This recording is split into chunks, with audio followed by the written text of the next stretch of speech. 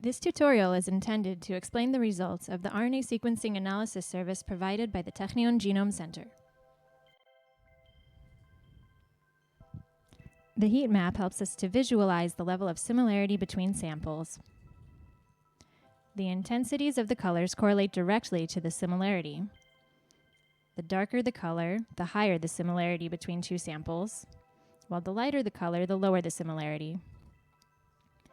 Each sample is represented by one row as well as one column.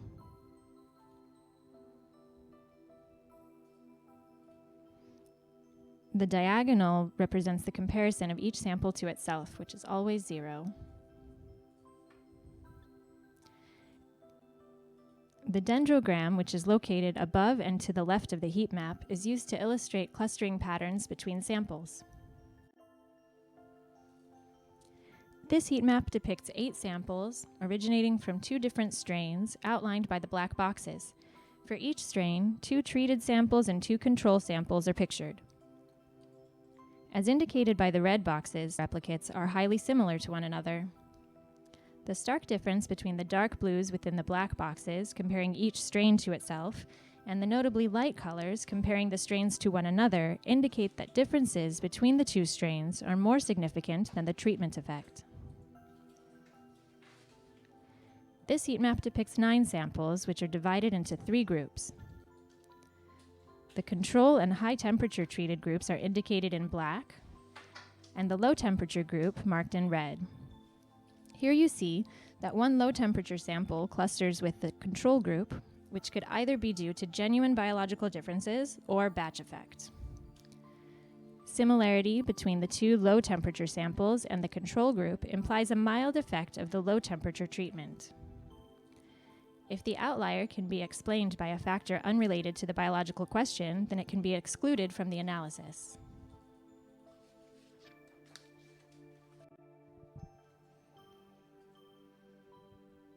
This PCA plot illustrates the 2 most influential factors of the data being analyzed. Most of the variance is shown on the x-axis, known as principal component 1, whereas the second most influential factor, known as principal component 2, is shown on the y-axis. Each dot represents a sample, and the color of each sample indicates the time series, or sample group in general, to which the sample belongs. By clustering samples in 2-dimensional space, PCA plots help us to visually distinguish groups of biologically similar samples. The distribution of groups of samples along the x-axis illustrates the strong differences between groups of samples according to the first principal component. Likewise, the distribution of sample groups along the y-axis illustrates the differences between samples according to the second principal component. In the current example, we see that according to principal component 1, samples from the same time series are more similar to one another than to samples from the second time series.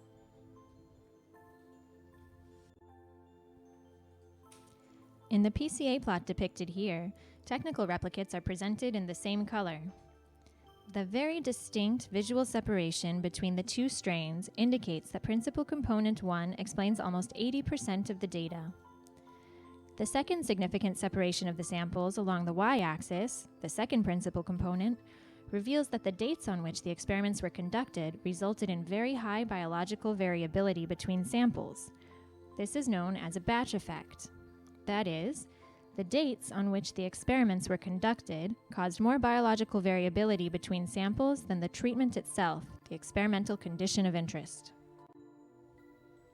The final differential expression table provided by the Technion Genome Center summarizes various data from the researchers' project, such as the fold change or log2 fold change between the expression levels of compared conditions, the p-value, which is inversely correlated to the significance, such that the smaller the p-value, the greater the significance of the results, the adjusted p-value, meaning as the number of comparisons increases, so does the likelihood of errors, flag, indicating whether or not the gene of interest meets the minimum expression level necessary to be included in downstream analyses.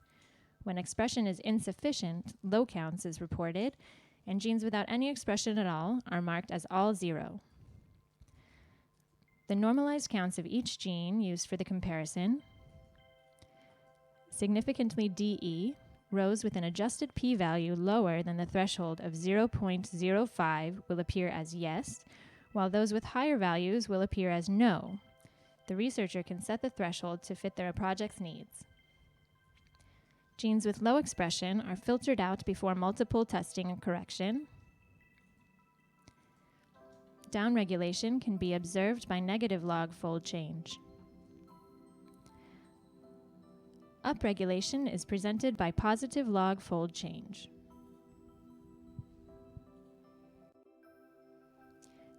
Creating a list of genes for further analyses is just a few steps away by adjusting filtering criteria. The threshold for the adjusted p-value can be adjusted to be either more permissive or more strict. By adjusting the threshold of the fold change, the researcher can differentiate between lowly, upregulated, and downregulated genes.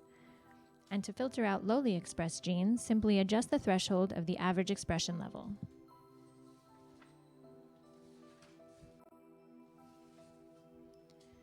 To filter the data, highlight the header row, go to the Data tab, and click on Filter.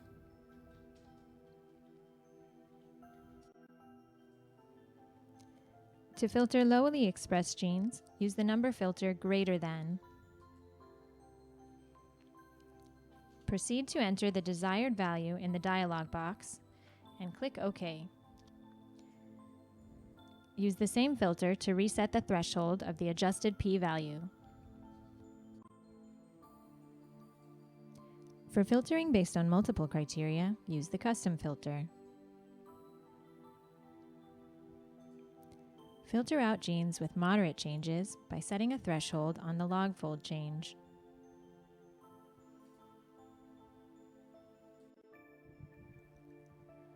Thank you for watching this tutorial. For any questions, please contact the Technion Genome Center.